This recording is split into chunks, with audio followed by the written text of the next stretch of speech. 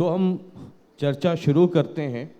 और राव नरेंद्र सिंह जी ने कि मंडियों में जो किसानों को समस्या हो रही है उसको लेकर के ऑपोजिशन के लोग, चाहे वो कांग्रेस हो, आईएनएलडी हो, जेजेपी हो, आम आदमी पार्टी, जितनी पार्टियां हैं वो सब के सब लगातार मंडियों का दौरा कर रहे हैं और कह रहे हैं कि जो बायोमेट्रिक वाला सिस्टम आया उसकी वजह से किसान बहुत परेशान। बडोली जी, ये राव नरेंद्र जी ने जो बात किसान को जो गेहूं की फसल मंडी में लेके जाता है, और 3 चीज़ों की इन्होंने चर्चा की है कि भाई बायोमेट्रिक है।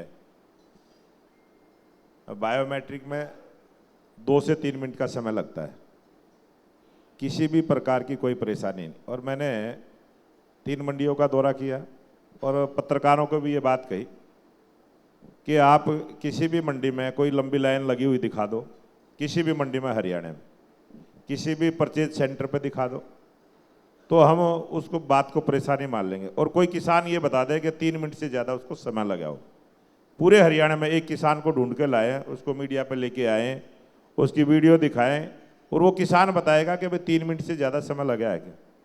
और एक व्यवस्था हरियाणा सरकार ने की है कि 24 फसलें एमएसपी पर खरीदने की गारंटी। देश का पहला प्रांत हरियाणा है और भारतीय जनता पार्टी की सरकार है। और पीछे सरसों की खरीद हुई है, कोई भी सरसों का किसान बता दे कि उसकी एमएसपी पर रेट पर खरीदने में कोई दिक्कत आई हो। उसके बाद अब गेहूं की खरीद है, कोई भी हरियाणा में एक भी किसान लेके आ जाए जिसका मंडी में गेहूं गया हो। और अब की बार तो शशि रंजन जी ऐसी व्यवस्था हमने की है, पूरे देश में किसानों ने भी नहीं सोचा था और विपक्ष वालों ने भी नहीं सोचा था कि ये क्या व्यवस्था करेंगे। हमने ऐसी व्यवस्था की कि अब तो मंडी में किसान जैसे ही जाता है बायोमेट्रिक कराता है, साथ के साथ उसका काटा होता है और वो उतार के अपने घर चला जाता है। जैसे ही मंडी में घुसता है गेहूं बिक जाता है। कोई भी किसान पूरे हरियाणा में अपने गेहूं की डेयरी के पास बैठे हुए का फोटो दिखा दो, कोई भी किसान ये नहीं कह सकता। अब तो किसान अपनी ट्राली में लेके आता है, बेच के चले जाता है।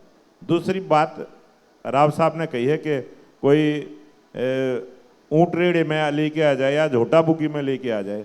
मैंने सोनीपत मंडी में भी कहा था, कोई ऊँट रेड़ी या झोटा बुकी लेके तो आओ, फोटो तो दिखा दो, वो भी बड़ी फोटो हो जाएगी।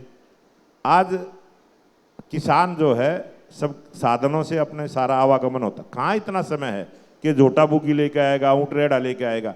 हरियाणा का कोई भी जिला ऐसा नहीं है और सब जगह, और जो भी व्हीकल है सबका रजिस्ट्रेशन होता है, कोई बड़ी बात नहीं है सबकी। आज पूरी मंडियों में जो भी हमारी खरीद एजेंसियां हैं, हर मंडी में हमारी 2 खरीद एजेंसियां की, कई मंडियों में तो 3-3 भी हैं। और जो थोड़ा पोर्टल के माध्यम से, क्योंकि हम खरीद करते हैं, किसी भी प्रकार का कोई भ्रष्टाचार ना हो, 0 टॉलरेंस पे काम हो। अगर कोई थोड़ी बहुत दिक्कत आती है तो वो 2 घंटे के लिए, 3 घंटे की कोई नेटवर्क की प्रॉब्लम आ जाए, सर्वर में आ जाए, वो एक मशीनरी फॉल्ट कोई हो जाए, उससे कोई आती है। लेकिन किसान अपनी ढेरी के पास में बैठा हुआ नजर नहीं आएगा, किसान मंडी में उतार के चला जाता है, उसकी पोर्टल के माध्यम से फसल की बिक्री होती है। जो खरीद एजेंसी है वो एजेंसी पोर्टल पर दर्ज कर देती है, किसान के टेलीफोन पर मैसेज आ जाता है, इतना वजन है आपका, तोल हो गया है। उसके बाद अपने आप ठेकेदार के थ्रू वो उठान हो जाता है ना। आज किसी भी, पहले मंडियों में देखते थे लेबर हड़ताल करती थी, उठान की प्रॉब्लम होती थी, कभी ट्रांसपोर्टर हड़ताल करता था। पूरे हरियाणा में ना कोई ट्रांसपोर्टर को दिक्कत है, ना किसी मजदूर को दिक्कत है, ना तोला को दिक्कत है, ना आढ़ती को दिक्कत है। और किसान का पैसा 48 घंटे में, पूरे हरियाणा में कोई किसान कह नहीं सकता कि मेरा 48 घंटे में पैसा खाते में नहीं आया। तो ये जो व्यवस्था करने का काम किया जो राव साहब आप और माइक जी, मैंने कई बार डिबेट सुनी है, टीवी में रोज खबरें आई हैं कि विपक्ष के नेता जो मंडियों में दौरा कर रहे हैं। मैंने तब भी कहा था कि मंडियों में जाके कम से कम किसान से तो बात करवा दें। और आज हरियाणा का किसान संतुष्ट है, हमारी नीतियों से संतुष्ट है, हमारी पॉलिसी से संतुष्ट है और किसान के साथ हमने न्याय करने का काम किया। और ये जो नए कानून भी बनाने का काम किया है, ये सिर्फ इसलिए किया है कि पिछले वर्ष शशि जी, पिछले वर्ष किसान का नुकसान हुआ, कई जगह जल भराव, कई कमी से फसल खराब हुई, कहीं ओलावृष्टि से फसल खराब हुई। और वो सैटेलाइट के माध्यम से हमारे जो पटवारी जो गिरदावरी करते हैं, स्पेशल गिरदावरी करते हैं, उन्होंने रिकॉर्ड बनाया कि इस खेत में इतना नुकसान है, ये किसान है। और जब उस किसान की फसल बिकी है मंडी में, वो फसल में कोई कमी नहीं आई, वो पूरी फसल बेच के गया है। तो जब सर्वे हुआ है उसमें किसान को दिक्कतें आई हैं। किसानों से जब बात हुई है तो किसानों ने कहा कि जी मेरे नाम से कोई और बेच के चला गया, दूसरा किसान दूसरे के किसान के नाम से बेच के ना चला जाए, इसलिए हमने ये सारा चेकिंग सिस्टम किया है, किसी प्रकार का भ्रष्टाचार। रॉ साहब, बडोली जी बता रहे हैं सरकार में है, इनकी पार्टी सरकार में है, कह रहे हैं ये तो रामराज वाली हालत है, ये ऑपोजिशन के पास अभी कोई काम है नहीं, तो कहते हैं कि चलो कुछ मॉर्निंग वॉक कर लें, कुछ मंडी वॉक कर लें, तो सिर्फ सुर्खियों में बने रहने का एक तरीका है। कह रहे हैं 48 घंटे में आ गया, करप्शन को मिनिमाइज करना है, तो फिर परेशानी क्या है आप लोगों को? शशि जी, नंबर एक बात तो ये है कि आज कोई चुनाव नहीं है हरियाणा में, निकट भविष्य में भी नहीं है, 3 साल से अधिक का समय पड़ा हुआ है। लेकिन ये समझ लीजिएगा, बीजेपी वाले एक चुनाव जीतते हैं या हारते हैं और अगले चुनाव की तैयारी अगले दिन सुबह से कर देते हैं। ये किसी कार्यकर्ता को घर नहीं बैठने देते हैं। कांग्रेस वाले तो नॉमिनेशन के आखिरी दिन तक तय करते रहते हैं कि कमेटी क्या बनेगी नहीं बनेगी। तो आप बडोली जी को जरा उस रूप में भी देखा कीजिए। बडोली जी ने जो कहा, कागजों में ऐसा ही है, थ्योरी यही है जो ये कह रहे हैं, लेकिन थ्योरी और प्रैक्टिकल में थोड़ा फर्क पड़ता है। मैं ईमानदारी की बात, मैं बडोली साहब के बारे में अच्छी इंसान है, मैं कहता हूँ मैं राजनीति में होते हुए भी सच्चा आदमी हूँ और सही को सही मानने में कोई बुराई भी नहीं है। सच्चाई की बात है शशि जी, 7 तारीख को मैं तावड़ू अनाज मंडी में सबसे पहले गया, जिला मेवात में।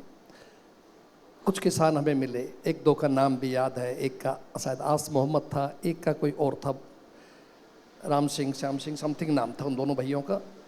तो जो मिले अलग अलग हमें, तो सबसे पहले हम उस भाई पे गए तो आस मोहम्मद कहता है साहब 1 हफ्ते से मेरा ढेरी यहाँ पड़ी हुई है और ये ढेरी जो है अधिकारी खरीद नहीं पा रहे। हमने अधिकारी को बुलाया, शायद वेयर हाउसिंग वाले उस समय परचेज कर रहे थे, तो हमने कहा यार अपनी मशीन लेकर के आओ जिसमें आप टेस्ट करते हो नमी, क्या कारण है। मशीन ले करके आए, गेहूं उठाया गया, उसमें डाला गया, बटन दबाया गया, 13.5 आया। उसके बाद व्यापारी आड़ती भाई खड़े थे, मैंने कहा यार और भी मशीन को आपके पास भी होगी? बोला हाँ जी है। 1 नहीं 2 मशीनें आई और आपको आश्चर्य होगा, बडोली साहब को शायद नहीं पता होगा, गेहूं उठाया, डाला गया, बटन दबाया, 9.5 दोनों मशीनों में आया। तो ये चीज़ क्या साबित करती है कि सरकार या उनके अधिकारी जानबूझ के किसान को परेशान कर रहे हैं। मैं कोई सत्य आत्मा की बात है, कोई 1% पे झूठ नहीं, ईमानदारी की बात है। ये मेरे सामने आया, कुछ साथियों के साथ वीडियो बनाई, उस समय पत्रकार साथी भी खड़े थे। तो इस तरह से हमारा काम, देखो विपक्ष का काम है सरकार को जगाना, चौकीदार वाली बात है, जागते रहो चोरी ना हो जाए भाई। तो हमारा तो ड्यूटी, हमने याद दिलाया, प्रेस को भी कहा और समय समय पर हर प्लेटफॉर्म पे भी कहते हैं। दूसरी चीज़ जो ये बता रहे ठीक है अपनी जगह, लेकिन वास्तविकता के अंदर कथनी और करने में कई बार फर्क होता है। मैं नहीं कहता कोई इनकी नीयत में खोट है, लेकिन प्रैक्टिकली लोग महसूस कर रहे हैं। हर जो मैं एक पॉइंट बताया आपको, बायोमेट्रिक के अंदर भी कर रहे हैं, कई जगह किसान बेचारे कई के दिनों पोर्टल काम नहीं कर रहा जी, कहीं लिफ्टिंग नहीं हो पा रही, और आपकी आदेश वही है जो आप कह रहे हो 48 घंटे 72 घंटे। लेकिन आपको आश्चर्य होगा बडोली साहब, 1 हफ्ते 10 दिन से पेमेंट नहीं हो पाई है किसान की। और आज के बाद में, कल भी मैं रेवाड़ी में था, परसों मैं 2 दिन पहले पलवल में थे, उसके बाद मैं खुद सोनीपत, पानीपत, करनाल, घरौंडा, अंबाला, यमुनानगर सब जाने का मौका मिला। और इन फ्यूचर में आएगा तो मैं उस भाई का नाम, फ़ोन नंबर भी लेके आऊँगा और भाई साहब के मोबाइल नंबर लेके इनको व्हाट्सअप भी करूँगा, मैसेज भी दूंगा कि हाँ वास्तविकता में ये पोजीशन है, आप अधिकारियों को सख्त कीजिए। तो सच्चाई है जो हमने कहा, कोई राजनीतिक मुद्दा नहीं है, ना इस पर कोई आज वोट बन रहे, ना सरकार बन रही, ना गिर रही, लेकिन हमारा काम है, हम तो शीशे की तरह सामने जो दिखाएं तो अच्छा चीज हो तो हम कहते हैं भाई साहब बहुत अच्छा चल रहा है। बडोली साहब, ये बहुत अच्छी, जैसे राम साहब ने जो कहा मैं हाँ। क्लियर कर दूं, बहुत अच्छी। और ये जो बात कही है ना कि भाई विपक्ष का काम है चौकीदारी का और जगाते रहने का, मैं धन्यवाद करता हूं इस काम के लिए कि विपक्ष के नेता मंडियों में गए और हमने भी अपने नेताओं की ड्यूटी लगाई, हमारे सरकार के मंत्री और हमारे नेतागण भी मंडियों में गए और हमने तय कर रखा कि बीजेपी का कोई ना कोई नेता डेली मंडी में जाएगा, हर मंडी में जाएगा और हमें तुरंत जानकारी भी आती है। और ये ठीक बात है राव साहब की कि कई दफ़े 2 मंडियों से मेरे पास भी शिकायत आई थी, कोई दिक्कत थी और वो तुरंत हमारी जानकारी में आई। हमने सोनीपत डीसीसी को बात करी, उसने आगे अधिकारियों के साथ बात करी और जो एक वो पोर्टल में दिक्कत थी और वो दिक्कत रही एक दिन, वो अगले दिन ठीक हुई। इतनी दिक्कत मैंने अपने पहले उसमें ही बताया है और ये अच्छी बात है कि जब विपक्ष जाता है तो और सरकार अच्छे से काम करती है, हमारे पार्टी के नेता भी काम करते हैं। और ये बात राव साहब ने माननी पड़ेगी कि अब की बार हरियाणा में गेहूँ खरीद हो चाहे सरसों की खरीद हो, किसान परेशान नहीं है, किसान को कोई परेशानी नहीं है, वो ठीक चल रही है।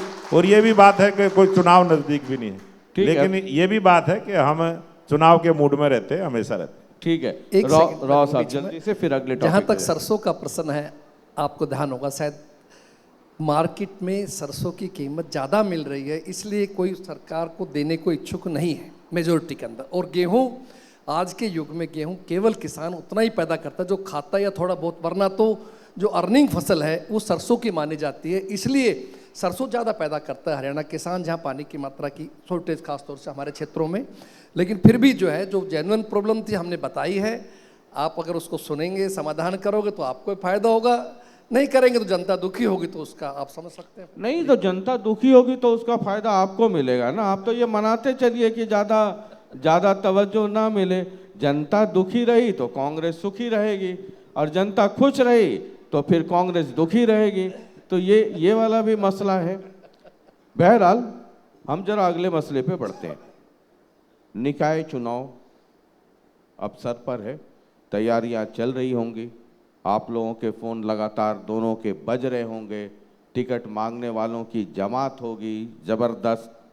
लेकिन मैं एक मसले से बात शुरू करना चाहता हूं और ये पंचकुला का मसला है। 160 करोड़ का एक घोटाला सामने आया और मेयर के बेटे के साले जो तथाकथित तौर पर 125 करोड़ ट्रांसफ़र होने की बात आ रही है।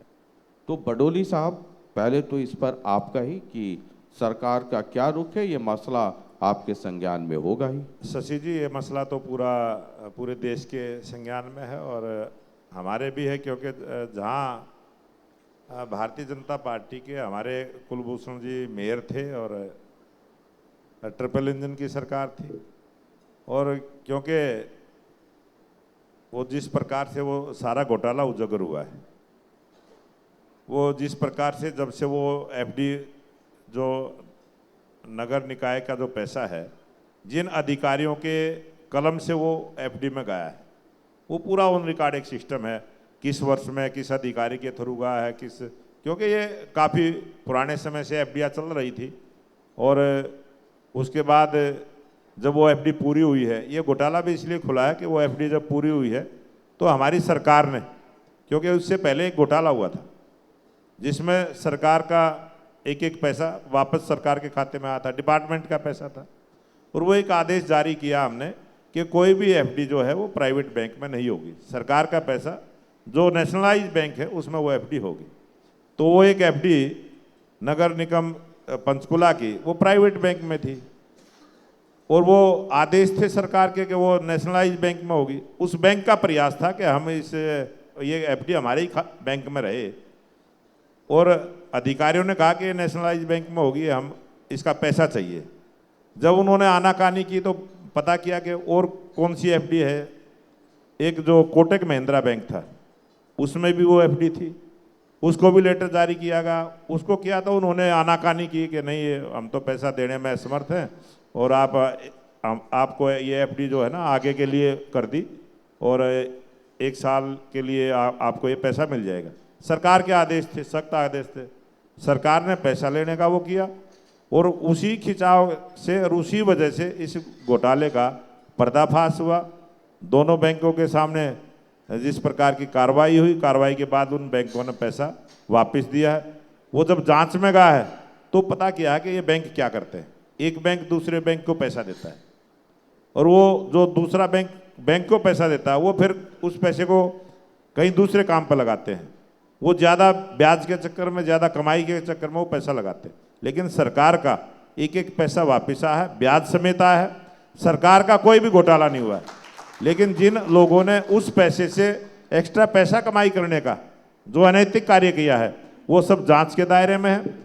अधिकारियों को पहली बार हरियाणा में आईएएस अधिकारियों पर गाज गिरी है, 2 अधिकारी को सस्पेंड किया गया है, ये पहली बार हुआ। हरियाणा के मुख्यमंत्री नायब सिंह सैनी जी का सख्त आदेश है, कोई भी गलत काम करेगा तो चूड़ी टाइट कर देते हैं, और ये चूड़ी टाइट करने का काम किया। राव साहब, अभी बडोली साहब अपने संबोधन में बताया था, कुछ घोटालों का जिक्र कर रहे थे, मुझे याद था बात करेंगे बैठेंगे, जब अभी चर्चा आई आपने भी शुरुआत की। इसमें कोई शक नहीं है कि घोटाले तेज़ी से बढ़ रहे हैं। हमने भी मांग की, कांग्रेस ने भी, सीबीआई जांच होनी चाहिए, सीबीआई जांच भी आई, बहुत बड़ा तुरंत जांच आई, आपके सामने 740 करोड़ का बैंकिंग और एफडी घोटाला जो था एक तो, और सरकारी विभाग के करोड़ों रुपए निजी बैंकों में जमा कर हेराफेरी की गई। आईडीएफसी फर्स्ट और एयू स्मॉल फाइनेंस बैंक लगभग 590 करोड़ की धोखाधड़ी। पंचकुला नगर निगम जो अभी जिक्र किया बडोली जी आपने बताया, एफडी के मिलान में जो अंतर था, कोटक महिंद्रा का भी 150 करोड़ की वित्तीय अनियमितता थी। और 2 आईएएस अधिकारियों की बात भी खुद अध्यक्ष जी एडमिट कर रहे हैं बडोली साहब इस बात को कि निलंबित किए गए। निलंबित का अर्थ ये है कि जरूर इस मामले में उनकी तरफ से लापरवाही या गलती की गई होगी, वरना ये सबसे सस्पेंड कौन करता है। इसीलिए किए गए कि घोटाला हुआ उनकी मिली भगत से हुआ होगा। रोहतक जमीन घोटाला, इसमें रियल एस्टेट में बड़ी धोखाधड़ी का आरोप है। 300 करोड़ की सरकारी जमीन को नियमों को ताक पर रखकर 25 करोड़ रुपए के अंदर निजी कंपनी को बेचा गया, कलेक्टर रेट से बेहद कम जमीन का। इसी तरह से आपका हमारे अनिल विज साहब जो मंत्री हैं, उन्होंने भी एक 1500 करोड़ रुपए का वर्क स्लिप घोटाला के नाम से आपके सामने चर्चा आई होगी, वो भी इसी सरकार के दौरान में आई। तो इसमें उन्होंने खुद कहा कि 90% वर्क स्लिप फर्जी पाई गई है। तो इस तरह से अमृत योजना घोटाला 600 करोड़ रुपए का शहरों में सीवरेज और पानी की पाइपों के लाइनों के आधुनिकीकरण के लिए जो फंड हुआ उसमें भारी धांधली हुई। कागजों में पाइपलाइन बिछाई गई, जमीनी स्तर पर जल निकासी ड्रेनेज की समस्या और विकराल हो गई। फरीदाबाद नगर निगम घोटाला 200 करोड़ का प्लस है। रजिस्ट्री घोटाला आपके सामने है। संसाधन और वस्तु घोटाला। तो इस प्रकार से मैं कह सकता हूं कि आज में घोटालों की बाढ़ आई हुई है। एक तरह से जीडीपी घोटालों की बढ़ रही है तेजी से। धान खरीद घोटाला बड़ा भारी मुद्दा हुआ, पूरे प्रदेश में शोर शराबा हुआ। हमारे कनीना के अंदर हेफड़ गोदाम में लगभग 4 करोड़ 23 लाख रुपए के सरसों का स्टॉक ही गायब पाया गया है। शराब घोटाला उस समय आपको याद होगा 2000 भी लॉकडाउन के टाइम पे हुआ था। 2 लाख से अधिक बोतलें तस्करी की गई थी उस समय। अवैध खनन घोटाला, इसका तो कहते हैं 5000 करोड़ तक का नुकसान हुआ है प्रदेश को। तो इस तरह से ये चीजें थी घोटालों तो ये की। तो जी बडोली साहब, मैं राव साहब को ना रोकूं तो आप नॉन स्टॉप हरियाणा करते हैं, वो तो लिस्ट अभी मैं ना रोकूं तो ये तो पूरा 2 घंटा इसी में चला जाएगा। नॉन स्टॉप घोटाला, ये राव साहब ने जो लिस्ट पढ़ी है और सबको पता है, ये अखबारों में भी छपा है और टीवी चैनलों पे भी दिखाया गया है। सरकारी पैसा जो निजी बैंकों में गया है और ये पहले से जाता रहा था, लेकिन जब जैसे ये बातें ध्यान में आई तो उसके बाद सरकार ने नोटिफिकेशन किया है, आदेश जारी किया है। उसके बाद अब जब भी जो सरकार का पैसा, विभाग का पैसा जो नेशनलाइज बैंक में, क्योंकि बहुत सारी योजनाओं के लिए पैसा आता है, सरकार ने किसी योजना के लिए 500 करोड़ रुपए अलॉट कर दिए, वो 500 करोड़ रुपया उस डिपार्टमेंट को चला जाता है। और जब वो योजना के लिए होता है, फिर उस योजना की प्लानिंग बनती है, फिर उसकी टेंडर प्रक्रिया होती है, फिर वो ठेका अलॉट होता है, फिर उसकी शुरुआत होती है। तो वो पैसा उस डिपार्टमेंट में ना रह के वो बैंक में करा देते। एक प्रक्रिया है, साधारण सी प्रक्रिया है। इसमें चूक यही हुई है कि उन्होंने निजी बैंकों में वो पैसा देना और वो ज़्यादा ब्याज मिलेगा इस लालच में अधिकारियों ने जो किया, उसकी पूरी जांच हुई है कि एक पैसा वापस आया, ब्याज समेत आया है। उसको घोटाला नहीं कह सकते, वो लापरवाही उन्होंने की है और वो लापरवाही की। उसके बाद एक हमारी हरियाणा सरकार ने एक अच्छा काम किया है इसी के बाद। पहले जो है सिंगल चेकिंग सिस्टम था, अब डबल किया है। अब कोई भी इस प्रकार की एफडी होती है, कोई भी इस प्रकार का पैसा आता, वो डबल चेकिंग में होता है, डेबिट क्रेडिट दोनों में होता है।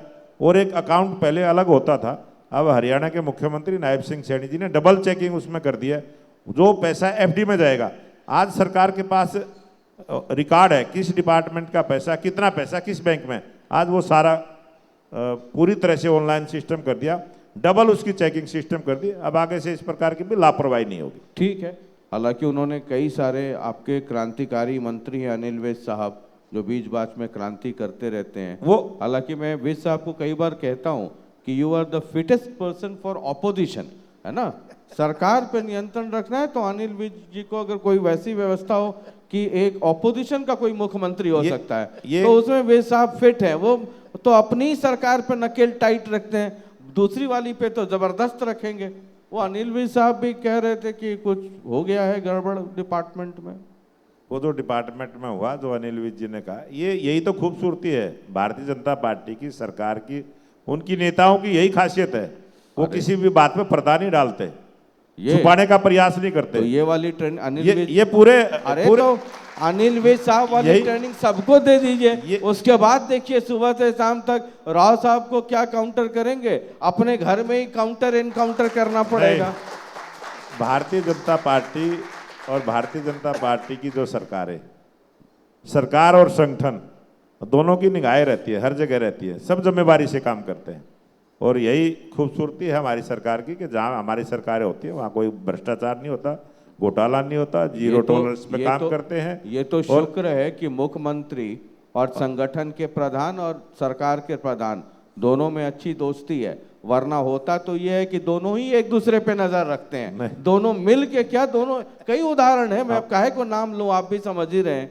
बहरहाल राव साहब में आप राव साहब ने दो बातों का और जिक्र किया था, जिस प्रकार से कोई धान की भी इन्होंने चर्चा की है, उन पर भी एक्शन हुआ है, सबने देखा है। और कितने अधिकारियों पर गाज गिरी उसकी, जो उनकी लापरवाही थी।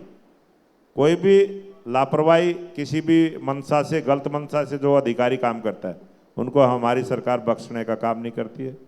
और जो एक जिक्र राव साहब ने किया, कोई पाइपलाइन दबी, ठेकेदार ने काम किया, वो बहुत सारे ठेकेदारों पर हमने जुर्माने किए हैं, बहुत सारे कामों में जो डिले होते हैं उनको ब्लैक लिस्ट में भी डालते हैं, और सख्त एक्शन हमारी सरकार करती है। ये हमारी सरकार की खासियत है। ठीक है, एक मसला है जिसकी तरफ हम बढ़ना चाहते हैं, समय लिमिटेड है और मैं चाहता हूं कि जनता तक दोनों पक्ष की बात जाए। राज्यसभा चुनाव को लेकर के बड़ा शोर शराबा हुआ। अब मेरे एक मित्र हैं, उनसे मैं जिक्र कर रहा था इस कॉन्क्लेव का, तो उन्होंने कहा हमने कहा राव साहब भी होंगे, बडोली जी भी होंगे। उन्होंने कहा कि राव साहब से ये पूछिएगा कि कांग्रेस के लोग क्यों इतना रोना धोना कर रहे हैं। पहले तो आपस में ही जो 2 4 5 सिरमौर हैं, रोहतक से लेके आपके साउथ हरियाणा में कैप्टन अजय यादव हैं, उधर कैथल में कोई हैं, उधर अम्बाला सिरसा में कोई है, आजकल तो एक यात्रा भी निकल रही है। तो ये आपस में ही मिल करके नहीं रहते हैं, तो नीचे वाले में एकता या उस कमांड में कैसे रहेंगे? और जहां छेद रहेगा नहर में, पानी का लीकेज तो हो ही जाएगा। बड़ा अच्छा आपने विषय लिया है राज्यसभा का, जो आज का एक करंट टॉपिक है, सब पत्रकार साथी भी पूछते हैं, लोगों में चर्चा का विषय भी है। देखिए, और 1 महीना लग गया आपको उनको सस्पेंड करते करते। जी देखिए, हरियाणा में आप जानते हैं जो राजनीतिक विधायकों की स्थिति थी, उसके मुताबिक कांग्रेस के 37 एमएलए थे, 31 एमएलए पे एक राज्यसभा का सदस्य चुना जाता है। तो इस हिसाब से बड़ा स्पष्ट गणित था कि एक व्यक्ति भारतीय जनता पार्टी का और एक कांग्रेस का चुना जाना निश्चित है। मैं आभारी हूं आपके इस मंच के माध्यम से हमारी कांग्रेस पार्टी के हाईकमान का और हमारे जन नेता राहुल गांधी जी का और अध्यक्ष आदरणीय खड़गे जी का, जिन्होंने एक सोच बनाई कि गरीब के बेटे को, दलित के बेटे को देश की सबसे बड़ी पंचायत में भेजना है। उन्होंने एक साधारण व्यक्ति को, करमबीर सिंह बोध, जो सारा जीवन सेक्रेटरीट सचिवालय में सर्विस की है, मंत्रालय में काम किया है, पीए स्टैनो और धीरे अधिकारी के रूप में। वो तो ठीक है सर, नहर में छेद जो लीकेज है ना कांग्रेस में, उसी पे कांग्रेसी नहर में जो लीकेज है, हर जिले में एक लीकेज है, वो बताइए कि वो दुरुस्त कैसे होगा। आप काहे को 5 लोगों का रोना रो रहे हैं? उसके पहले की राज्यसभा 2-2 3-3 राज्यसभा चुनाव हुए, एक में तो हुड्डा साहब ने खुद कहा कि कैंडिडेट मुझे पसंद नहीं था, मैंने वोट नहीं दिया, स्याही बदल दी गई। तो मतलब शशि जी, किरण मैं- चौधरी मैं- कहती हैं कि यह एक्शन पहले हो गया होता और शशि इस जी- एक्शन में भी 1 महीने का वक्त लग गया। मैं उसी बात पे आ रहा हूँ, काइंडली 1 मिनट और दीजिए। तो ये उम्मीदवार घोषित हो गया, भारतीय जनता पार्टी ने भी अपना उम्मीदवार घोषित कर दिए। तो क्या जरूरत थी भारतीय जनता पार्टी को अपने ही पार्टी के एक पदाधिकारी को निर्दलीय उम्मीदवार के रूप में उतारने की, साथ साथ प्रस्तावक भारतीय जनता पार्टी के विधायकों को देने की, इसलिए कि वो नहीं चाहते थे कोई दलित का बेटा देश की सबसे बड़ी पंचायत में जाए और हॉर्स राइडिंग के माध्यम से, दबाव के माध्यम से, प्रलोभनों के माध्यम से ये सीट को गड़बड़ किया जाए, लोकतंत्र के साथ मजाक किया जाए, संविधान से छेड़खानी की जाए, इसलिए उम्मीदवार खड़ा किया गया और 5 क्रॉस वोटिंग की गई। हमने उनको अनुशासनहीनता के आरोप में सस्पेंड किया, निलंबित किया। अनुशासनहीनता की कमेटी जो हमारी बनी हुई है, अनुशासन समिति, उनकी रिपोर्ट्स आई, मैंने ऊपर भेजी। चुनाव चल रहे हैं प्रदेश में, आप जानते हैं, हिंदुस्तान के कई राज्यों में, इसलिए हमारे वरिष्ठ नेतागण उसमें व्यस्त थे। जैसे ही फ्री होकर के आए, उनके सामने गया, उन्होंने मुझे आदेश दिया, हमारे राष्ट्रीय अध्यक्ष स्वीकृति मिलने के बाद में, उनको निलंबित कर दिया जाए। हमने उनको सस्पेंड कर दिया गया। तो इसलिए मुख्य चीज़ जो कांग्रेस को लोग कहते हैं, मैं आपसे एक बात पूछना चाहता हूँ स्वतंत्र और निर्भीक पत्रकार के माध्यम से, कि क्या ये उचित है लोकतंत्र का इस तरह से मजाक उड़ाना, संविधान के साथ गड़बड़ वो करना? मैं पटोले जी के पास जब आ जाऊंगा कांग्रेस तो के मैं टाइम में पूछूंगा। भी ऐसा हुआ था। लेकिन आप इसके पहले देखिए ना, राज्यसभा में क्या क्या नहीं हुआ, क्या एक्शन हुआ? कुछ नहीं हुआ। किरण चौधरी जी से मेरी बात हो रही थी, कह रही थी कि अगर ये पहले काम हो गया होता तो स्थिति, हालत ठीक रहती। दूसरा, आपसे मोहब्बत, आपको पता है ना कि सिर्फ मोहब्बत आपकी घर वाली नहीं करती हैं, मोहल्ले में इधर उधर बेइंतहा इश्क करने वालों की कमी नहीं है। एक सज्जन ने मुझे कहा कि हमारे अध्यक्ष जी से ये पूछिएगा कि कभी किसी जमाने वो खुद हजका के टिकट पर जीत कर आए, कांग्रेस में चले गए, मंत्री बने, तो बताइए कि उन पे एक्शन नहीं होगा। भूपेंद्र सिंह हुड्डा जिन्होंने ब्लैंक छोड़ दिया ये कहते हुए कि ये उम्मीदवार पसंद नहीं है, और हम जो नीचे वाले लोग हैं हमें हलाल कर दिया। देखिए, आपने बड़ा अच्छा प्रश्न किया, पहले मेरे से जुड़ा हुआ किया तो मैं उसको भी स्पष्ट कर दूं आपको। देखिए, हरियाणा जनहित कांग्रेस में से ही निकल के, उसकी ही एक बी टीम थी, मानिए चौधरी भजन लाल जी, कुलदीप जी, कांग्रेस में से आए थे। कोई इंडियन नेशनल लोकदल या भारतीय जनता पार्टी से नहीं था कोई संबंध, इधर से ही था। कांग्रेस की एक पार्टी टीम बनी और उस टीम ने चुनाव लड़ा, 6 विधायक चुन करके आए, 6 के 6 कांग्रेस विचारधारा के लोग थे। हमने ये बात रखी भी गई कि प्रदेश की भलाई के लिए जरूरी है कि हम अपनी पार्टी का विलय करें या समर्थन दें। 6 में से 5 विधायकों ने अपना अलग ग्रुप बना करके, बाकायदा अलग बना करके हमने ज्वाइन किया। टेक्निकली और कोई कंडीशन नहीं। लगभग 1.25 साल के बाद मिनिस्ट्री एक्सपेंशन जो हुआ उसमें मतलब आपको मिला। ऐसी स्थितियों में कंडीशन जनता टीवी के माइक पे नहीं होता है सर। वो सब तो रात में कहीं ली मेरिडियन में मुलाकात हो गई, कभी अशोका में मुलाकात। ये मत बताइए कि क्या होता है क्या नहीं होता अगर है। नरेंद्र सिंह विधायक मंत्री बना तो तीसरी बार एमएलए बना था, कोई मैं पहली बार नहीं बना था, मैं 1996 से मैं विधायक तो इस रहा हूं। संदर्भ में, चूंकि तो आपके ही एक हाँ शुभचिंतक जी। ने ये कहा, और रही बातचीत ये कि ये एक सही निर्णय था हमारा जो अब निर्णय लिया गया है, और मैं जिम्मेदारी के साथ कह रहा हूं, जब तक मैं इस पद पे हूं, अनुशासनहीनता किसी भी कीमत पर बर्दाश्त नहीं की जाएगी। ठीक है बडोली साहब, मतलब आपकी तो सरकार है, कई लोग ये कहते हैं कि बीजेपी को चुनाव लड़ने की तो जरूरत है नहीं। चुनाव राव साहब लड़ लें, अभय जी लड़ लें, है ना, दुष्यंत जी लड़ लें, अरविंद जी लड़ लें, लड़े कोई, सरकार तो आपको बनाना आता ही है, कोई चुनाव लड़े, सरकार अल्टीमेटली आप बना ही लेंगे। मतलब राज्यसभा में इतनी बेचैनी क्यों हो गई कि आपको अपने ही पार्टी के वो ऑफिशियल पोस्ट होल्डर थे जिनको आपने इंडिपेंडेंट के तौर पे उतार दिया। पिछले बार कार्तिकेय थे, वो समझ में आती थी बात, लेकिन आपके पार्टी के पदाधिकारी, उसको आपने इंडिपेंडेंट किया। और प्रस्तावक के तौर पे तो सही है ना, 10 चाहिए होता है शायद, तो 3 ही इंडिपेंडेंट थे, तो 7 तो नाम उजागर भी करना चाहिए कि ये 7 कौन कौन थे शुभचिंतक उनके। जो राज्यसभा का चुनाव और चुनाव लड़ने का सबको अधिकार भी होता है, और राव साहब ने कहा कि ठीक है, वो मैंने खुद बयान दिया था कि एक कांग्रेस का बनना तय है, एक बीजेपी का बनना तय है। अगर कोई निर्दलीय आएगा, ये मेरी स्टेटमेंट भी थी, अखबारों में भी छपी थी, अगर कोई तीसरा आएगा तो चुनाव होगा। और तीसरे की जो तैयारी हुई वो कांग्रेस वालों ने तो करवाई। 10 विधायक थे इनके, तो अभी तो 5 ने ही क्रॉस वोट किया है, बाकी कैंसिल करा गए अपनी। इनके तो 10 थे विधायक भाई। अब 10 विधायक कांग्रेस के अगर निर्दलीय को सपोर्ट करेंगे तो चुनाव क्यों नहीं लड़ेगा? बड़ौली साहब माइक पे मान रहे हैं कि गड़बड़ करवाई गई है। नहीं, हमने नहीं करवाई, वो कांग्रेस के विधायक ही कांग्रेस में परेशान थे। उनकी मंशा थी। और ये तो ठीक है, हुड्डा साहब को वहां बैठा दिया, एजेंट बना के बैठा दिया। उनको फ्री छोड़ देते तो देखते 10 के भी 15 बन जाते हैं। ये देखिए, वो तो हाथ पकड़ पकड़ के हुड्डा साहब ने वो सारा कुछ किया है। वो तो सारा राव साहब भी वहीं थे, हम भी सारा कैमरे पर सब लोग देख रहे थे। एक विधायक को हाथ पकड़ के ले जा रहे हैं, एक एक करके ले जा रहे हैं, कि कभी 2-2 पकड़ के ले जा रहे हैं। किस प्रकार का वो चुनाव हुआ वो सारा इनको भी देखा। आप पकड़ने वाला तो आप ले गए, उसको तो बीमार था, वो तो आपके पक्ष में चला गया। मतलब मैं तो एक इंटरव्यू सुन रहा था, अजय सिंह जी का एक वीडियो वायरल था कि जी हमारे पास तो आ गया था कि आप इंडिपेंडेंट के तौर पे लड़ जाइए और कांग्रेस का 9 हमने आपको दिया, बाकी हमारे इतने हैं। अब 2 पे फंस रहा था, वो बोले कि भाई INLD वाला तो ये 2 मुझे कभी देगा नहीं। तो ये मतलब सेटिंग 9 की तो पहले से ही हो गई थी। कई लोग तो कह रहे हैं कि देखिए बीजेपी का एक फॉर्मूला था कि 5 क्रॉस वोट कराओ, और 4-5 लोगों ने कहा जी हम तो क्रॉस वोट करने में दिक्कत है।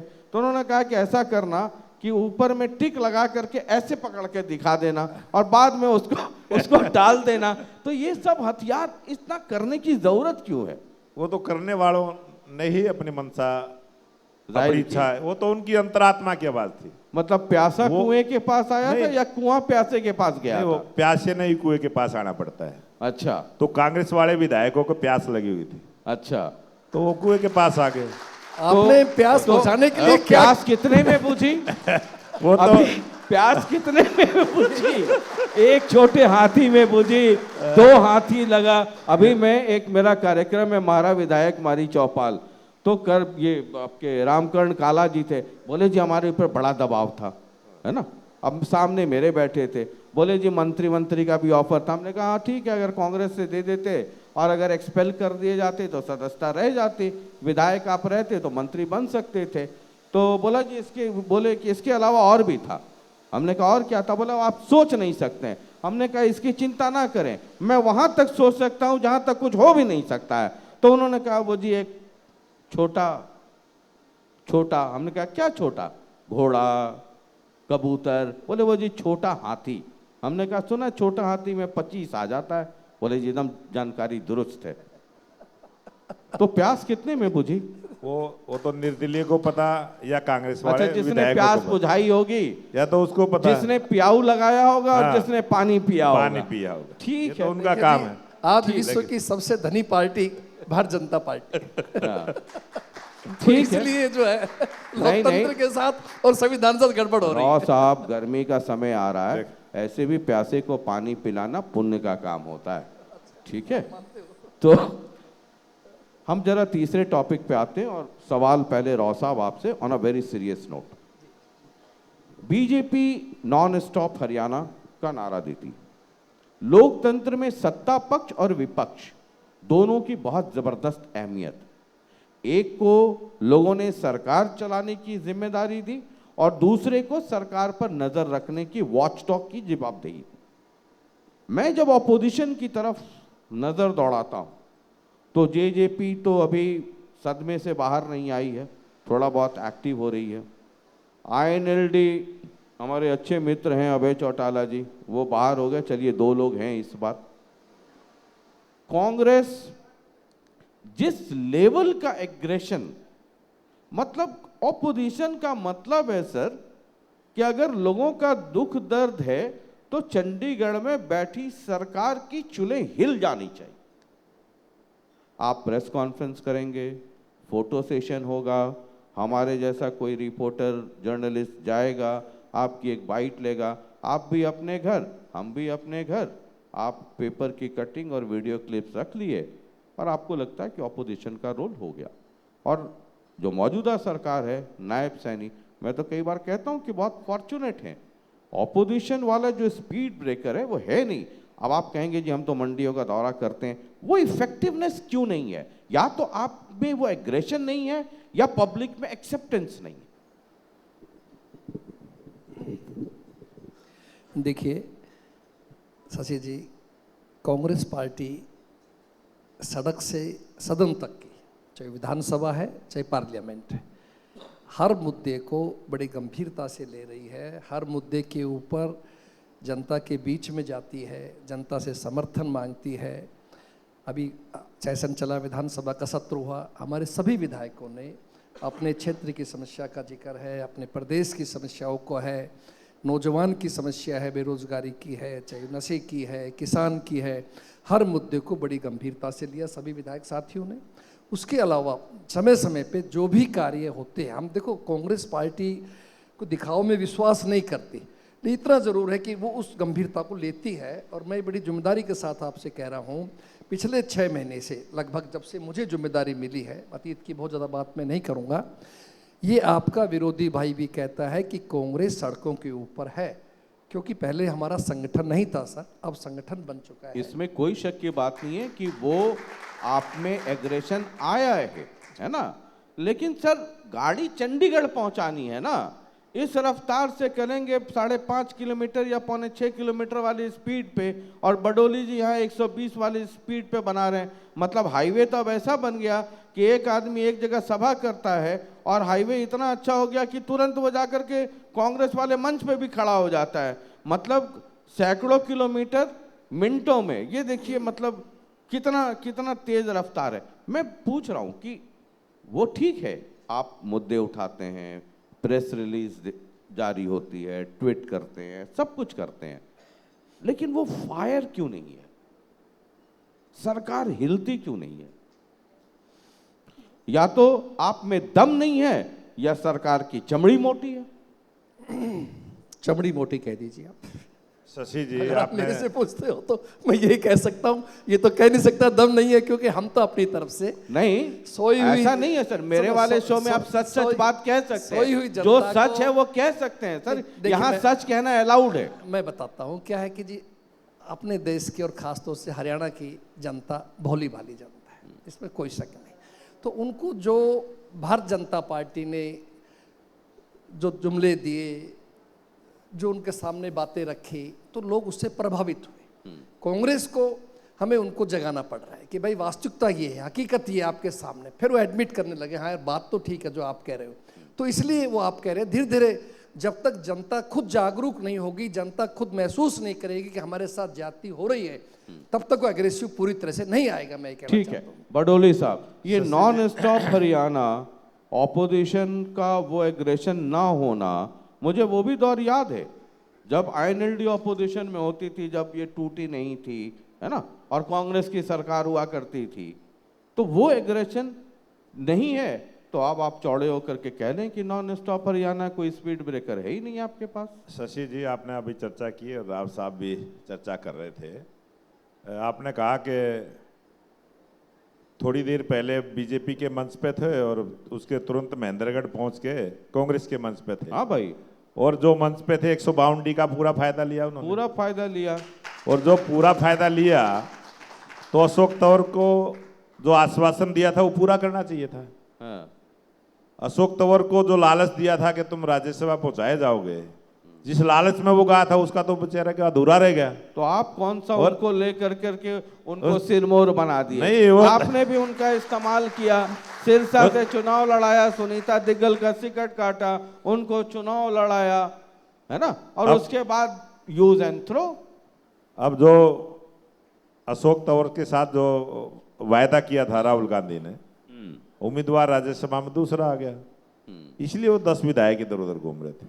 अच्छा, सबको पता था। अच्छा, हुड्डा साहब किसको चाहते थे सबको पता था। किसको ये चाहते? उम्मीदवार कहाँ से आया सबको पता। हुड्डा साहब किसको चाहते थे? उनका भी अपना उम्मीदवार था। कौन कौन? वो तो आप लोग बताओगे या ये बताएंगे? नहीं, आप बाजार में चर्चा है सारी। क्या वही चर्चा ही सही। बहुत बड़ी बात थी। और वो तो कोई मजबूरी होगी, नहीं तो हुड्डा साहब पता है वो किसके उम्मीदवार थे, अच्छा, वो भी पता है सबको किसके उम्मीदवार थे, वो कैसे थे, वो सारी चीज़ें हैं। और जो आपने नॉन स्टॉप की बात करी है, आज हरियाणा में नॉन स्टॉप से की जो सरकार तीसरी बार है, और नायब सिंह सैनी जी जिस प्रकार से मेहनत करते हैं, हरियाणा में पहले ऐसे मुख्यमंत्री हैं जो 2 बजे तक भी लोगों से मिलने का काम करते हैं। पहले ऐसे मुख्यमंत्री हैं जो हर कागज पर पूरी गहनता से जांच करते हैं, अमल करते हैं। जनता की बात सुनी जाती है तभी जनता वहां जाती है। और ये वर्षों के बाद अब तो हरियाणा में लोग चर्चा करते हैं कि ऐसे पहले जो मुख्यमंत्री हुई हैं, चौधरी देवीलाल जी का और भजनलाल जी का नाम लिया जाता था कि वो बहुत ज्यादा जनता से मिलते हैं, अब तो वो उनसे भी आगे निकल गए। और आपके आज- पहले वाले नहीं मिलते थे क्या? आज वो उनसे आगे निकल गए। अरे आपने मतलब नहीं। शिष्टाचार में अपने पहले वाले का भी नाम ले लिया होता नहीं। आपने। नहीं, वो मनोहर लाल जी का जो स्वभाव था, जो आप चर्चा करना चाह रहे हैं, वो कम मिलते थे, लेकिन नायब सिंह सैनी जी की कार्यशैली में मिलने वाला जो स्वभाव है वो नायब जी का, क्योंकि वो ज्यादा मिलते हैं, ज्यादा लोगों से मिलते हैं। और आज पूरे देश के अंदर कोई भी मुख्यमंत्री नहीं है ऐसा, हरियाणा का मुख्यमंत्री 1 नंबर पर है जो ज्यादा पब्लिक से अटैचमेंट रहता है, ज्यादा पब्लिक से मिलता है, ज्यादा पब्लिक की सुनता है और पब्लिक के काम करता है। ठीक है, पब्लिक के काम करता है तभी वो आज इतना पॉपुलर है, इतना फेमस है। ठीक है। एक आखिरी सवाल, हमारे अगले सत्र के मेहमान भी आ गए हैं। बहुत बहुत स्वागत है मंत्री जी आपका। महिला संशोधन बिल, मैं पहले बीजेपी से ये सवाल करना चाहता हूँ। महिला संशोधन बिल पहले पास हो चुका है संसद, अब आप उसको डीलिमिटेशन के साथ जोड़ कर करके पास करवाना चाहते थे, जिसमें सफलता नहीं मिली। अब जो आपके आलोचक हैं, मैं तो आलोचक कहता नहीं हूँ, मोहब्बत करने वाले जो लोग हैं, वो ये कहते हैं कि महिलाओं की चिंता अगर बीजेपी को इतनी है तो जो मौजूदा सीटें हैं उनमें ही 33% रिजर्वेशन दे दीजिए, बाद बाकी जब लिमिटेशन होगा उसके बाद वो हो जाएगा। शशि जी, आज देश में अगर आप सारा वोट का आंकड़ा उठाएंगे, 174 लोकसभा सीट ऐसी है जो 20 लाख से ज्यादा वोट है, बहुत ज्यादा बड़ी संख्या में वोट है। आप ये हम गुरुग्राम में बैठे हैं, फरीदाबाद में बैठे हैं, 20-20 लाख से ज्यादा वोट है दोनों लोकसभाओं में। और ऐसी हरियाणा में भी 3 लोकसभा हैं जो 20 लाख से ऊपर की संख्या वोटर की है। और उसके बाद 33% का आरक्षण है, जो डीलिमिटेशन की बात है, जनता की मांग है, ये लोगों की मांग है, बीजेपी की मांग नहीं है। भारतीय जनता पार्टी की जो सरकार है, जो लोग चाहते हैं उस प्रकार का हम नियम कानून लेके आते हैं। ये देश की जनता की मांग है, सबकी मांग है, ये सब चाहते हैं। कांग्रेस ने जो जिस प्रकार से इस 33% के आरक्षण को ये कह के परिसीमन सीटें बढ़ेंगी तो सबको हक मिलेगा, सबको ज़्यादा भागीदारी बनेगी, 33% महिलाओं को काम करने का मौका मिलेगा। हमारी सरकार ने पूरे देश के अंदर पंचायतों में 50% का आरक्षण देने का काम किया है। यही विपक्ष के लोग बोलते थे कि वो महिला की जगह उनका पति जाता है मीटिंग में, वो जाता है सरपंच ही वो करता है। आज पूरे देश की महिलाएं पूरी अपनी जिम्मेवारी के साथ पंचायतों को भी चला रही है, ब्लॉक समिति को भी चला रही है, जिला परिषद को भी चला रही है, बहुत अच्छे से काम कर रही है।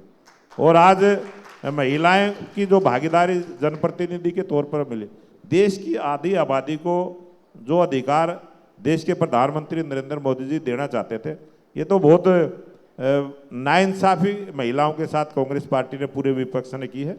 और हमने पहले ही अपना बता दिया था, हमारे पास लोकसभा में 293 सांसद थे, हमारे एनडीए के 293 थे, हमारे 2 एब्सेंट थे कल, 291 हमारे हाउस में थे, 298 वोट मिले, 7 तो फिर भी मिली ही हैं। और आगे आने वाले समय में देखेंगे वो आप भी एक्स्ट्रा टॉपिंग तो आप लोग इंतजाम कर ही लेते हैं, चंडीगढ़ से लेके दिल्ली तक, नहीं है ना राव साहब? दिक्कत क्या है? देखिए, महिला आरक्षण के ये बात मामले तो में सच है कि कई कंस्टिट्यूएंसीज बहुत बड़ी हैं, है ना, वोटर्स बहुत ज्यादा हैं, तो डीलिमिटेशन आज ना हो कल हो, अगर इन दोनों को एक साथ मर्ज करके कर दिया जाए तो दिक्कत क्या है? देखिए, भारतीय राष्ट्रीय कांग्रेस और समूचा विपक्ष इस बात का पक्षधर है कि महिलाओं को आरक्षण मिलना चाहिए। और आप जानते हैं, अगर आज देश में महिला सरपंच है, चेयरमैन है, जिला प्रमुख है, तो वो कांग्रेस के देने स्वर्गीय राजीव गांधी जी के टाइम में पंचायती राज हम लोग लेकर के आए। और हमारे नेता विपक्ष के राहुल गांधी जी ने स्पष्ट रूप से कहा है कि अगर आप केवल महिला आरक्षण चाहते हो तो हम तैयार हैं। 2023 में जो आप लाए थे आप उसको कहिए और महिलाओं को आरक्षण इसी चुनाव से दीजिए, हम इसके पक्षधर हैं। लेकिन आप जो डिलिमिटेशन साथ लेकर के आए हैं तो आप खास तौर से ओबीसी वर्ग के साथ एक बहुत बड़ा न्याय करना चाहते हैं। वो किसी भी सूरत में विपक्ष और कांग्रेस पार्टी नहीं होने देगी। जो नया परिसीमन हो, 2011 का नहीं सेंसस चाहिए, जो अब सेंसस शुरू हो चुका है उसको साथ लेकर के उसको सामने रख के किया जाए। हम इस बात के पक्षधर हैं और बिल्कुल महिलाओं को मिलना चाहिए। महिलाएं हमारे आदरणीय, हम उनको देवी का रूप मानते हैं, तो इसलिए वो आएंगी तो और फायदा होगा। अच्छी बात है। चलिए, बहुत शशि रंजन जी, इस आज के दिन में भी ओबीसी को आरक्षण है, एससी को आरक्षण है, महिलाओं को आरक्षण है। आरक्षण तो आज के दिन भी है ना, ये आरक्षण तो ऐसे कैसे आगे भी रहेगा, इसमें कोई बात नहीं है। तो 33% आज भी ओबीसी को आरक्षण है। 543 से बड़ौली साहब इसी में करवा दो, अच्छी बात है। हम भी पक्षधर है, दिक्कत क्या है? जब अगला 2029 का चुनाव हो और प्रांतों में भी, जो विधानसभाओं में भी सीटें बढ़ेंगी, लोकसभा की भी सीटें बढ़ेंगी, वो सब की बढ़ेंगी, सब जगह बढ़ेंगी, हर प्रांत में बढ़ेंगी। और जिस प्रांत में कोई कमी है उनको भी उसका हक मिलेगा, सबको हक मिलेगा, सबको अधिकार मिलेगा, ज़्यादा लोगों को जिम्मेवारियां मिलेंगी। अच्छा काम है। लेकिन कांग्रेस पार्टी ने जो सोचा है, जो इनकी मंशा थी कि भारतीय जनता पार्टी पश्चिम बंगाल का जो चुनाव है उसमें लाभ लेने के लिए कर रही। पश्चिम बंगाल में तो अब भी भारतीय जनता पार्टी की सरकार बनने वाली है। अब चुनाव होंगे, देखना, लाभ तो बीजेपी को मिलेगा। ये बिल गिर गया तब भी देश की महिलाओं को पता चल गया कि बीजेपी तो आरक्षण देना चाहती है, और जो कांग्रेस लोगों ने रोकने का काम किया है। मतलब आरक्षण मिले ना मिले, आपका काम तो हो ही गया। हमारा काम हो गया है और महिलाओं को भी पता चल गया है, हमारा काम हो गया है। लेकिन हम इसको आरक्षण देने के बाद इसको पूरा मानेंगे। ठीक है, मतलब भाषण एक आध घंटे का होता है तो 15-20 मिनट का कंटेंट तो हो ही गया ना कांग्रेस के खिलाफ, अपोजिशन के खिलाफ, कि देखिए ये महिला विरोधी, देखिए गौर से देखिए इनको, ये चाहते नहीं है। अरे इनको तो पानी पिला दीजिए, बोलिए कि जितना है उतने ही मैं कर रहा हूं, अभी हाँ करो। ये तो बहुत अच्छा मौका था विपक्ष के पास, महिलाओं को इस आरक्षण का जो 33% का समर्थन करना चाहिए था, एक मंथ से करना चाहिए था। हाँ। और तुरंत ये काम हो जाना था, परिसीमन भी हो जाएगा। अभी जनसंख्या का भी काम चला हुआ है, वो भी काम होगा। अभी उसमें भी 2 महीने लगेंगे और जनसंख्या का काम होगा, उसके बाद परिसीमन का फिर भी होगा। शशि जी, काम तो सभी होंगे, ये बस 6 महीने जो है ना डिले करने का प्रक्रिया। बड़ौली साहब, मैं भी ये चाहते हैं तो सीट बढ़ जाए, 850 हो जाए तो जब दे देंगे। 543 में तो आप दे दीजिए, अच्छी बात है। और चुनाव तो देखो राव साहब, चुनाव तो 543 पे है। अब चुनाव, अब तुरंत चुनाव थोड़ा ही होगा, चुनाव तो 29 में ही होगा। चुनाव, अब जो चुनाव हो चुका उसमें कैसे आरक्षण दे सकते? सेंसस 2011 नहीं, आप लेटेस्ट लीजिए ना 2026 की, दिक्कत क्या है? अभी सेंसस, अभी जनसंख्या की गिनती शुरू हुई है, तो पूरी हो जाएगी अभी 1 मई से शुरू, एक साल ये पूरी होगी। और जब ये पूरी होगी तभी होगा। हाँ, तो यही कर, ये दोनों काम, ये तीनों काम इकट्ठे ही हो जाने थे। ये बिल पास हो जाता, महिलाओं को न्याय मिल जाता। लेकिन महिलाओं को जो न्याय मिलना था उसको रोकने का काम कांग्रेस पार्टी, आपने शायद पढ़ा नहीं। सरकार की मंशा भाजपा की 2011 सेंसस के मुताबिक करने की थी डिलिमिटेशन को, उसको हमने कहा है कि आप इसके साथ मत जोड़िए। महिलाओं के हम पक्षधर हैं, महिलाओं को तुरंत दीजिए, आज से लागू कर दीजिए, हम तैयार हैं इसके लिए। अब शशि जी, जो सेंसस का आंकड़ा जो आएगा 2 महीने में ये पूरा होगा, और आंकड़ा आएगा जब 6 महीने के बाद ये बिल आएगा तो नए सेंसस से आएगा, उसमें कोई बड़ा अंतर नहीं आना था। ये तो खाली पश्चिम बंगाल के चुनाव को देखते हुए ये सारी प्रैक्टिस इन्होंने करने का काम किया, और इसका खामियाजा भुगतना पड़ेगा, क्योंकि 2047 तक तो कांग्रेस का नंबर है नहीं कहीं। चलिए, 2047 तक तो एक बार भाजपा, बार बार भाजपा। देखिए, ये तो हो चुका, भाजपा को जो मौका मिलना था देश की जनता दे चुकी। अब आने वाले समय में भाजपा तो एक विपक्ष की भूमिका निभाएगी, ये मैं दावे के साथ कहता हूं। चलिए, आप दोनों मेहमानों का बहुत बहुत शुक्रिया and over to Ritesh and Khushboo. Thank you sir, बहुत बहुत शुक्रिया श्री मोहनलाल बड़ौली जी और श्री राव नरेंद्र सिंह जी। बड़ा शानदार सेशन रहा है ये। मेरी रिक्वेस्ट है, आप प्लीज़ मंच पर बने रहें। कार्यक्रम में आगे बढ़ें उससे पहले एक छोटी सी सूचना अपने सभी दर्शकों के लिए पहुंचा दें। कार्यक्रम में हमारे साथ राव नरबीर सिंह जी श्री शामिल हो चुके हैं, कैबिनेट मंत्री हरियाणा सरकार। इनके अलावा बबीता यादव जी, चेयरपर्सन उन्नति चैरिटेबल ट्रस्ट, और श्री अनुराज अंतिल जी, एमडी क्रोनस इंफ्राटेक। और चलिए अब कार्यक्रम को आगे बढ़ाते हैं। मैं रिक्वेस्ट करूंगा मंच पर आने के लिए, शशि रंजन जी हमारे साथ पहले से मौजूद हैं। Ajay Agarwal ji, senior marketing manager Janta TV, मंच पर आएँ please. Manoj Dahiya ji, zonal head marketing Janta TV, और आकाश खुराना, सहयोगी जनता टीवी, प्लीज़ आप मंच पर आएँ। और हमारे दोनों मेहमानों का, श्री मोहनलाल बड़ौली जी भारतीय जनता पार्टी के प्रदेश अध्यक्ष, और श्री राव नरेंद्र सिंह जी कांग्रेस पार्टी के प्रदेश अध्यक्ष का जनता टीवी के खास कार्यक्रम गुरुग्राम संवाद मेगा कॉन्क्लेव 2026 में शामिल होने के लिए हमारी तरफ से टोकन ऑफ लव, प्रतीक चिन्ह, और साथ ही साथ ये सम्मान। शानदार सेशन रहा ये पूरा, जहां पर कृषि की बात हुई, कानून व्यवस्था की बात हुई राज्यसभा चुनावों की, और इसके अलावा भी प्रदेश के ज्वलंत मुद्दे जिनको लेकर सियासत लगातार गर्माती रहती है। एक बार फिर से तालियां हमारे दोनों ही मेहमानों के लिए, श्री मोहनलाल बड़ौली जी और श्री राव नरेंद्र सिंह जी के लिए। सर, मेरी एक आपसे रिक्वेस्ट और है, बड़ौली जी और राव नरेंद्र सिंह जी, मैं रिक्वेस्ट करूंगा मंच पर आने के लिए। बिल्कुल, तो मैं आग्रह करना चाहूंगी जीएवी इंटरनेशनल स्कूल के चेयरपर्सन को मंच पर बुलाना चाहूंगी। प्रदीप कौशिक जी, आप मंच पर आएं, और मैं चाहूंगी कि भारतीय जनता पार्टी के प्रदेशाध्यक्ष जो हैं मोहनलाल बड़ौली जी और राव नरेंद्र सिंह जी हैं कांग्रेस पार्टी के प्रदेशाध्यक्ष, वो सम्मानित करें प्लीज। तो संवाद का ये सिलसिला बहुत ही सार्थक रहा और बहुत ही शानदार रहा, और इस मंच के द्वारा मंच के जरिए हमने बातचीत की है, और इस मंच से हमने जानने समझने की कोशिश की है कि प्रदेश किस तरफ से बढ़ रहा है, प्रदेश के विकास की राह किस तरफ से अग्रसर हो रहा है। तो बहुत ही सार्थक ये संवाद रहा। सर, बहुत बहुत शुक्रिया, बहुत बहुत धन्यवाद।